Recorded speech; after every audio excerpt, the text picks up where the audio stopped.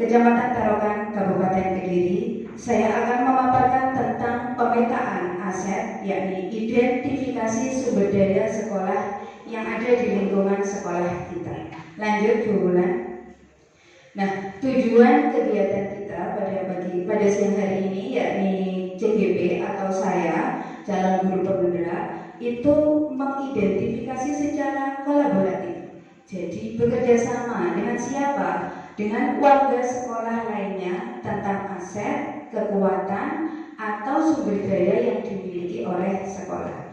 Jadi warga sekolah itu banyak sekali, ada kepala sekolah, ada guru, kemudian wali murid, kemudian ada komite dan tokoh masyarakat. Lanjutnya, nah, saya sedang menempuh pendidikan guru penggerak. Sebenarnya apa pendidikan guru penggerak itu? Lanjut. Pendidikan guru penggerak adalah suatu program pendidikan yang menyiapkan kepemimpinan bagi guru untuk menjadi pemimpin pembelajaran. Jadi jangan salah mengartikan. Ada yang banyak takut mengikuti kegiatan pendidikan guru penggerak. Kenapa? Takut menjadi kepala sekolah. Sebenarnya tidak. Di mana kami sebagai calon guru penggerak itu dicetak sebagai pemimpin pembelajaran. Jadi kami dicetak sebagai pemimpin pembelajaran di masing-masing kelas kami. Setelah kami mendapatkan ilmu, kemudian mendapatkan pengalaman dari kegiatan pendidikan guru penggerak, maka kami memiliki tanggung jawab untuk menyebarkan ilmu dan berbagi praktik baik terkait dengan pendidikan guru penggerak. Nah, kegiatan ini meliputi ada kegiatan pelatihan daring, jadi pembelajarannya daring, tidak bertemu secara tatap muka dengan fasilitator atau dosen yang ada, tetapi melalui dunia maya, laptop pakai Zoom, pakai Google Meet. Nah, kita berinteraksi, berbagi praktik baik, berbagi pengalaman, berbagi masalah yang ada sehingga bisa dipecahkan bersama-sama. Nah, selain itu juga ada kegiatan lokakarya. Jadi seluruh Kabupaten Kediri, kalau di angkatan saya, angkatan 8, itu ada 35 guru, baik itu dari TK, SD, SMP, SMA maupun SMK. Sehingga berkumpul bersama, berbagi praktik baik, sehingga kita nanti bisa diterapkan di sekolah masing-masing. Ketika saya mengikuti kegiatan guru penggerak ini, banyak sekali ide yang ingin saya munculkan di sekolah ini supaya juga tidak kalah dengan program-program yang ada di sekolah lain, tidak kalah dengan SD+.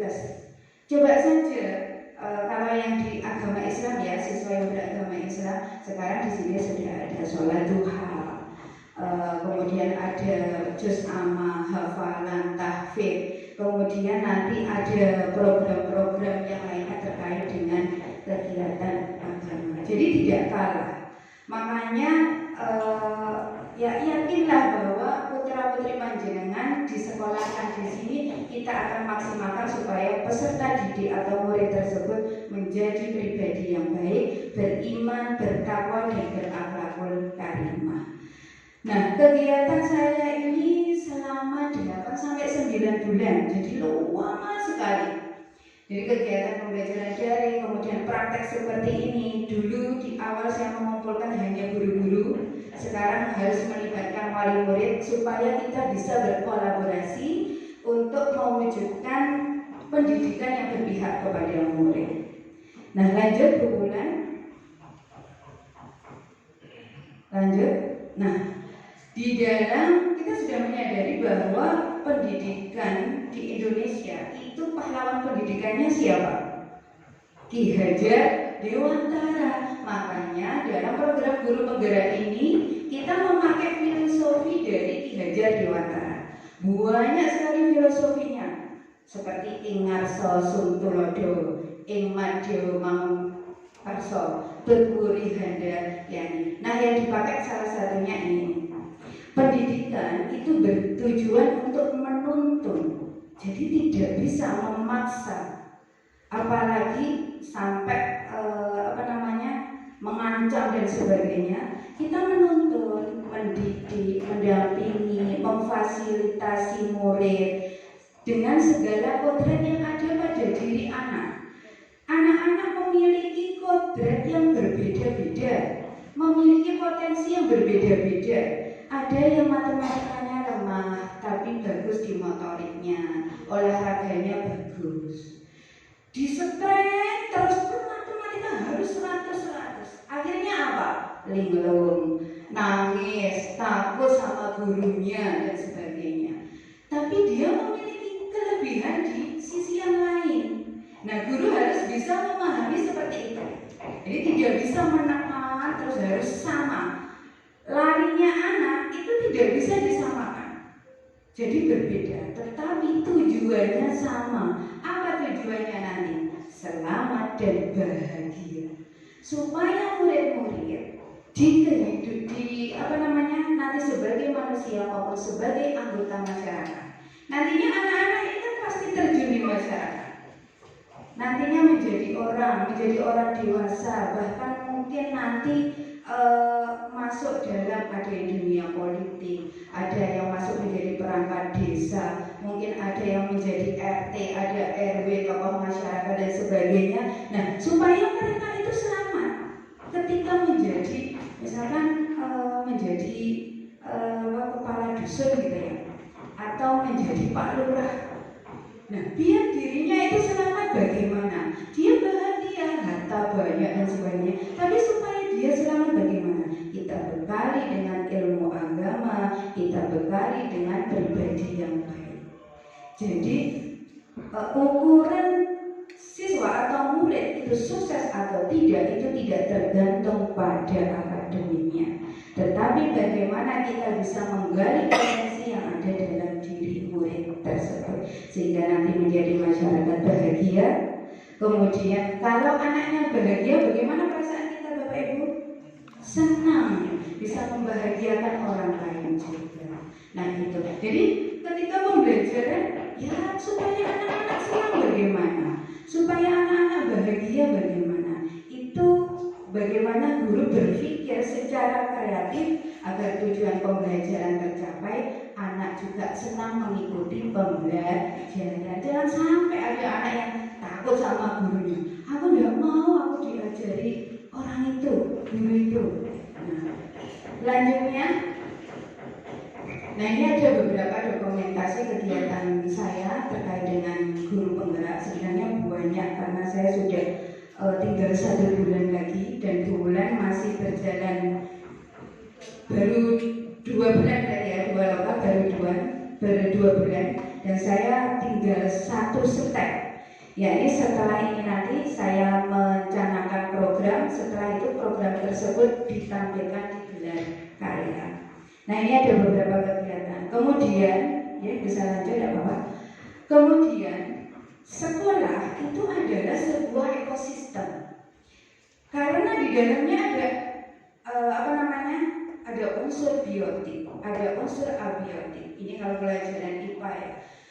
Unsur abiotik itu adalah unsur yang tak hidup. Contohnya meja, gedung, tanah, kemudian alat-alat tulis dan sebagainya. Kemudian juga ada unsur biotik. Contohnya guru, kepala sekolah, terus kemudian murid, oke? Ya, alhamdulillah nyala sendiri.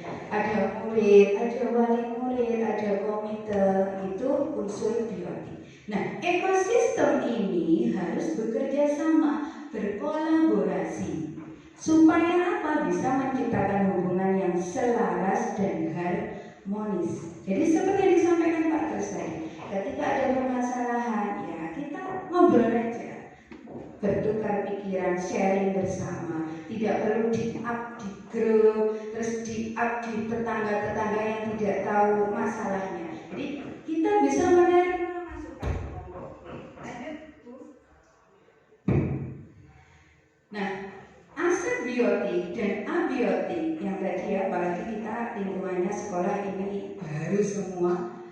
Jika dikelola dengan tepat, jika dikelola dengan baik, sumber daya alam yang ada di sumber daya yang ada di sekolah kita, lingkungan sekolah kita, maka akan bisa meningkatkan kualitas pembelajaran, di mana kita bisa memenuhi kebutuhan murid sesuai dengan minatnya. Lah dia minatnya itu matematika ya, kita arahkan. Kalau dia minatnya seni, tari, nyanyi dan sebagainya, bagaimana kita bisa memenuhi kebutuhan mereka? Selanjutnya Bu Bulan. Nah, ada dua pendekatan yang digunakan dalam mengelola aset. Asetnya tadi ya, biotik, abiotik atau sumber daya yang ada di ekosistem sekolah ini. Yang pertama adalah pendekatan berbasis kekurangan. Nah, ini yang tidak pas, makanya saya bilang melihat permasalahan dengan cara pandang yang negatif. Isinya nanti kok gurunya gitu ya, kok sekolahannya seperti ini ya, jadi berbasis negatif. Nah, kemudian yang kedua itu ada pendekatan bersifat aset, melihat dengan cara pandang yang positif. Nah, bagaimana misalkan pembelajaran kok melulu di kelas ya, kita berpikir positif. Anak-anak diajak keluar belajar bersama, menggunakan aset-aset yang ada di sekitar sekolah, atau kemungkinan mengundang wali murid untuk menyampaikan, misalkan wali murid memiliki kemampuan yang lebih, misalkan dalam bidang entrepreneur, ada yang usaha jamu atau sebagainya. Selanjutnya, nah ini ciri-ciri pendekatan berbasis kekurangan atau masalah. Jadi berputar pada masalah itu terus, tidak mencari solusi, tidak melihat aset yang ada di sekitarnya. Contoh saja misalkan ada kegiatan perpisahan gitu ya. Semua bilang, ini lagi musim tidak panen loh Pak, ini nanti tidak ada biaya. Jangan seperti itu, tapi gunakan aset yang ada di sekolah. Misalkan memang kita tidak bisa menyewa tidak bisa menyewa teror dan sebagainya, gunakan aset yang ada. Sekolah juga ada, tampilan juga anak-anak, tidak mengambil biaya. Misalkan terus nanti konsumsinya gimana? Kalau tidak mau beli konsumsi ya bawa sendiri-sendiri, seperti anak-anak membawa bekal, tidak apa-apa. Yang penting programnya berjalan dengan baik dan berkesan. Nih lanjut. Nah ini ciri pendekatan yang berbasis aset atau kekuatan. Jadi kita makanya saya di sini meminta panjenengan bersama untuk rembuk bareng aset-aset apa yang kita miliki di sekolah ini, di ekosistem ini. Ya, nanti silakan jenengan memberi masukan karena apalagi saya masih di sini masih 2-3 tahunan ya, jadi masih perlu banyak belajar dari panjenengan semua. Selanjutnya, nah aset atau modal sumber daya itu kalau sebenarnya banyak, tetapi di guru penggerak ini kami diberi ilmu bahwa aset itu ada 7. Yang pertama adalah aset modal manusia, kemudian yang kedua sosial, ada fisik, ada lingkungan, finansial, politik. Kemudian yang terakhir adalah agama dan budaya. Nah, apa saja itu aset-aset tersebut? Lanjut. Kalau tenaga kependidikan, contohnya Pak Suradi. Nah, itu kan juga membantu kita, tetapi selain mengajar, itu namanya tenaga kependidikan. Kemudian ada komite sekolah, ada perangkat desa, ada pengawas, ada masyarakat. Jadi supaya pendidikan itu tidak melulu di kelas gitu. Kapan-kapan gitu anak-anak diajak wawancara kepada Pak Waris. Nah, itu kan juga pembelajaran, melatih anak-anak untuk berani bertanya, berani tampil di depan menghadapi orang, kemudian juga mengajari mereka untuk membuat suatu pertanyaan. Itu kalau tidak dibuat sebuah proses, tidak dilatih sedini mungkin, itu kan takut. Contohnya saja gini, anak tersesat gitu ya, tersesat. Tidak dibekali dengan berani bertanya, yo menengah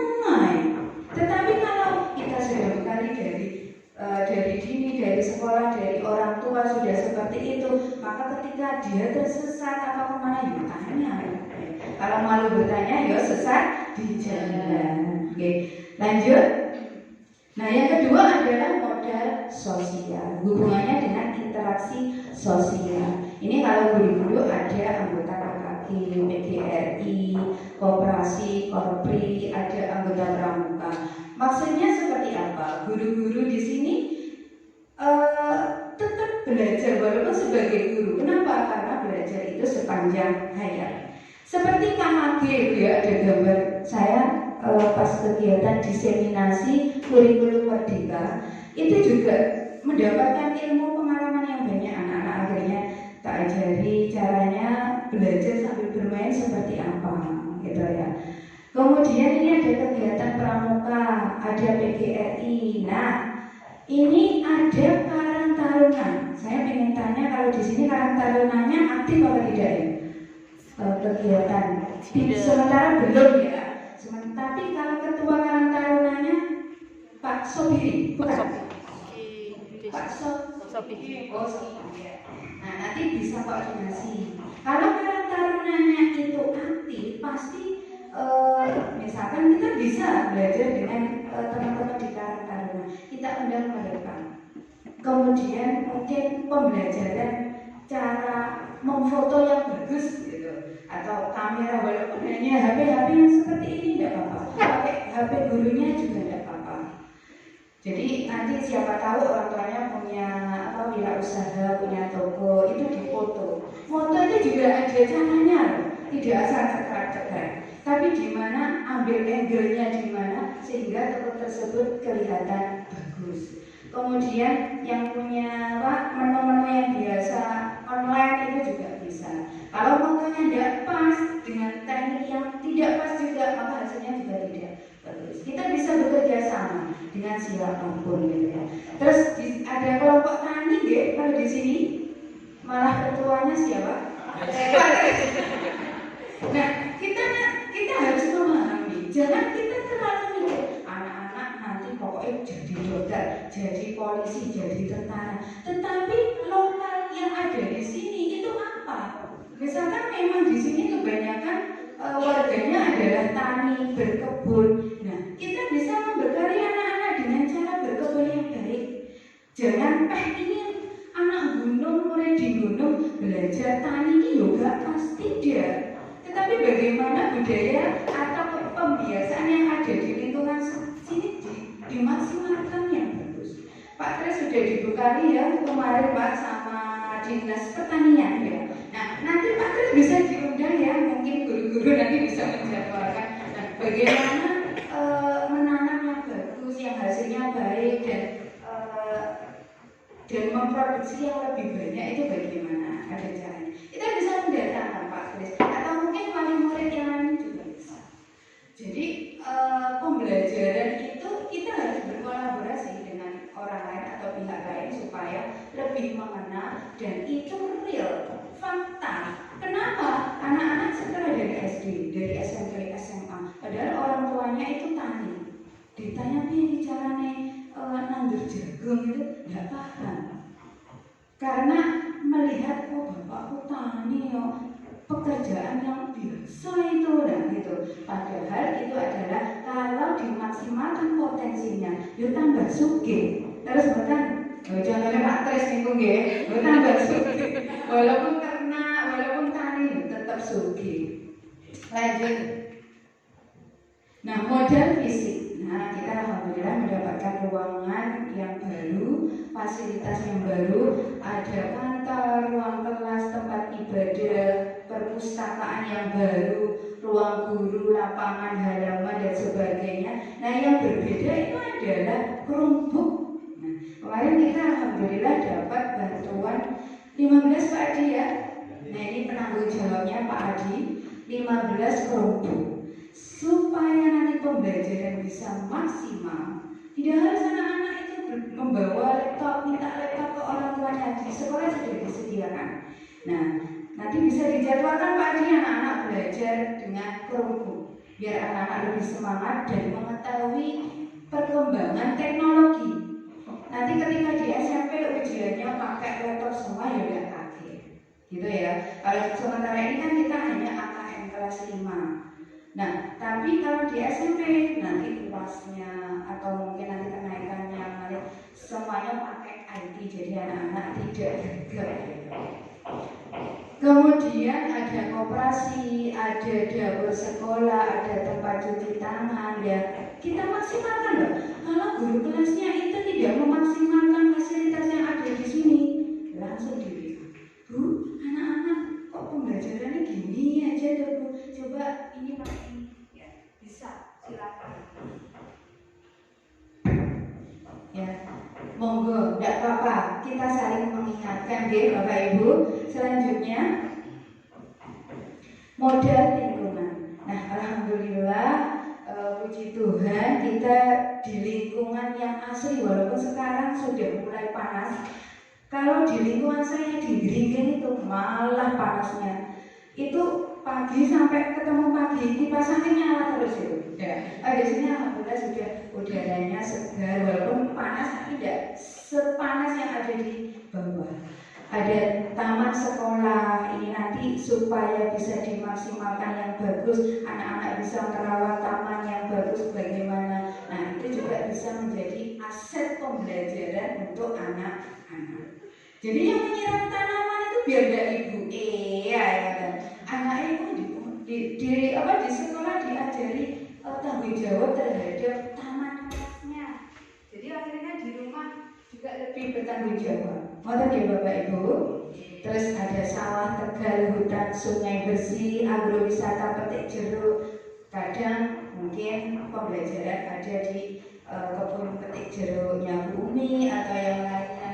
Yang penting koordinasi dan harus dipastikan bahwa program atau kegiatan yang dilakukan itu tidak efeknya itu tidak, misalkan anak-anak diajak naik gunung gitu ya kelas 1, nah itu kan tidak pas, katakanlah gunung gitu. Jadi harus diukur juga keselamatan anak. Selanjutnya modal finansial. Seperti yang Ibu ketahui, kalau murid sedikit maka dana bosnya juga sedikit. Apalagi saya sampaikan bahwa di lingkungan sekolah sini Bapak Ibu, ini hanya ada 5 PNS ASN, kemudian 5 GTT. Padahal di sekolah yang lainnya itu Bapak Ibu, PNS ASN misalkan 9, GTT-nya hanya 1 atau GTT hanya 2. Jadi biaya bos, dana bos itu juga diperuntukkan untuk GTT. Akhirnya dana operasional sekolah berkurang untuk GTT. Jadi kita malah bersyukur, bukan alhamdulillah tahun ini keterima P3K atau ASN. Jadi malah bersyukur bertambah yang ASN atau PNS itu bersyukur karena nanti dana bosnya bisa dipakai untuk kegiatan yang lain.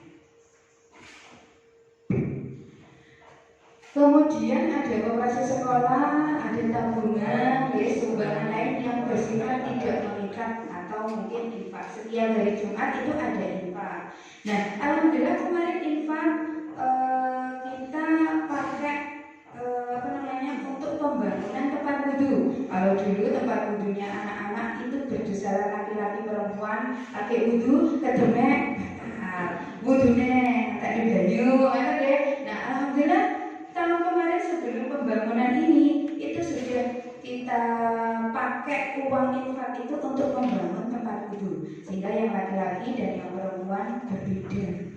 Selanjutnya jadi bisa dipakai ya. Selanjutnya, nah modal politik. Seperti yang saya sampaikan tadi bahwa pembelajaran atau kegiatan belajar mengajar itu kita bisa mengajak kolaborasi dengan yang ada di dunia politik. Ya, sekali-kali mungkin ya ada loh anak ini yang nggak tahu balai desanya mana itu nggak tahu, Pak Lurah siapa itu nggak tahu. Ya kapan waktu mungkin kalau sekolah ingin mengadakan kegiatan gitu ya, coba kita mengundang kepala sekolah, Pak Lurah, atau mungkin babinsanya menyampaikan materi tentang kenakalan remaja, itu kan juga bisa. Jadi kita bisa menggunakan aset-aset yang ada di lingkungan model politik tersebut. Jadi anak-anak misalkan bullying, guru sudah menyampaikan, sudah ada papan-papan mading yang menyampaikan bullying itu tidak boleh.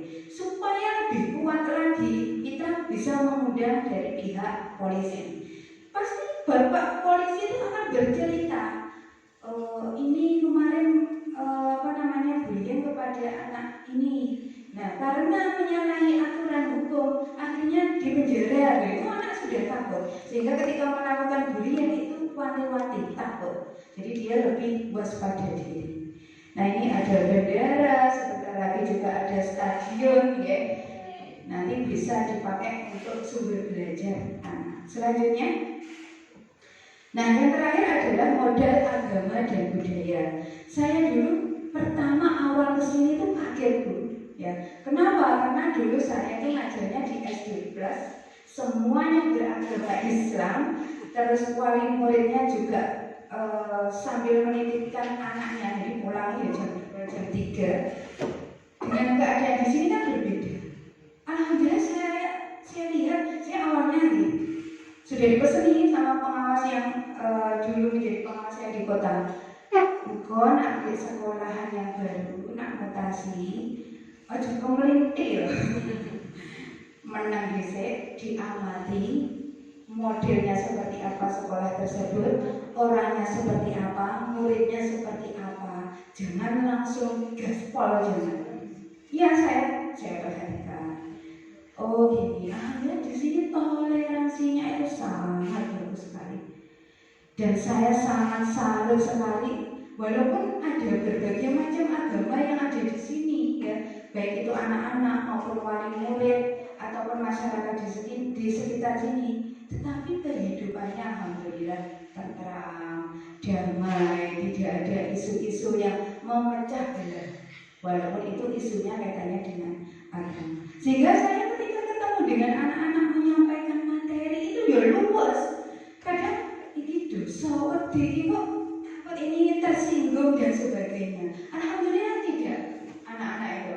Sampai saya tuh gini, Ledo ini waktunya agama Islam. Nah, kamu ingin belajar di luar, yang agama selain Islam ingin di luar, atau ikut di kelas dengan buzur. Aku ikut buzur. Nah, minggu sama mendengarkan materinya buzur nggak apa-apa. Ya nggak apa-apa, pokoknya aku belajar bermain sama buzur. Ya oke, silakan. Jadi anak-anak itu mana nggak mau. Tak suruh belajar di perpus ya, belajar dengan teman-teman yang lain itu nggak mau. Malah terus nanti bareng-bareng Bu, pokoknya saya nggak mengganggu. Oh ya nggak apa-apa, silakan. Ogoh-ogoh gitu ya, ada PHBI. Nah, seperti di program saya kemarin ini ada buku yang namanya BTKBS. Saya ditarget sama Kementerian Agama itu anak-anak setelah kelas 6 itu khatam Al-Quran. Aduh lagi kayak piye aku belajar, karena posisi saya sendiri. Misalkan saya tambahi satu persatu nanti sorotan kepada saya, ini enggak cukup waktunya. Akhirnya saya bekerja sama dengan TPQ. Waktu itu saya kerjasamanya dengan TPQ-nya Pak Sotik. TPQ Al-Mutahhir ya. Kerjasama saya sowan ke Pak Sotik. Pak Sotik ini ada program bahwa kelas 6 nanti anak-anak ditargetkan itu khatam Al-Quran. Tapi ya tidak bisa langsung kelas 6 jilid 5 langsung khatam Al-Quran, tidak bisa. Yang bisa kita pantau itu mulai dari kelas 1. Kelas 1, 2, kelas 1 naik kelas 2, 2 naik kelas 3, nanti sampai kelas 6 apakah dia khatam? Satu kelas itu khatam apa enggak? Jadi saya kerjasama dengan Pak Sodik, yang TPQ saya serahkan ke Pak Sodik. Walaupun saya tambahi hafalan surah-surah pendek, bacaan sholat dan sebagainya. Nah, yang tidak TPQ baru saya tambahin. Saya identifikasi ada 7 anak yang tidak TPQ kemarin ya. Jadi sebelum pembangunan ini kemarin ada 7 anak yang tidak TPQ. Saya arahkan teman Pak Sotik, tidak ada yang ngantar. Oh ya udah, kalau tidak ada yang ngantar, tunggu sekolahan. Jadi nanti saya tambahi setiap pulang sekolah ngaji dulu sama saya. Gitu ya. Kalau yang lainnya saya serahkan ke Pak Sodik. Tapi saya juga berkomunikasi dengan Pak Sodik. Misalkan memang ada anak yang tertera di TP kita tetapi tidak mau berangkat, itu kan kadang ada Bu ya. Nah itu juga ada kemarin, Bu saya TPK saja. Setelah saya cek ke anak-anak, ini Mas ini sudah TPK rajin? Enggak Bu, yo masuknya daftar tok baru mau terus gak lagi. Nah takutnya seperti itu. Saya tetap koordinasi dengan Pak Sodik. Selanjutnya, nah demikian yang bisa saya sampaikan. Monggo Bapak Ibu terkait dengan aset yang ada di lingkungan atau ekosistem sekolah kita. Kemungkinan ada masukan atau ada kritik saran kepada sekolah kami sehingga kedepannya bisa lebih baik lagi. Nah, yang dapat saya sampaikan, mohon maaf atas semua kekhilafan. Marilah acara pada siang hari ini kita tutup dengan bacaan hamdalah bersama-sama. Alhamdulillahirabbil alamin. Terima kasih kepada Bapak Ibu wali murid, Bapak Ibu guru, kemudian juga Bapak Ibu tamu undangan yang sudah bersedia berkenan mengikuti kegiatan pada siang hari ini. Semoga apa yang kita lakukan hari ini bisa bermanfaat dan mendapatkan berkah dari Allah. Amin. Terima kasih. Wassalamualaikum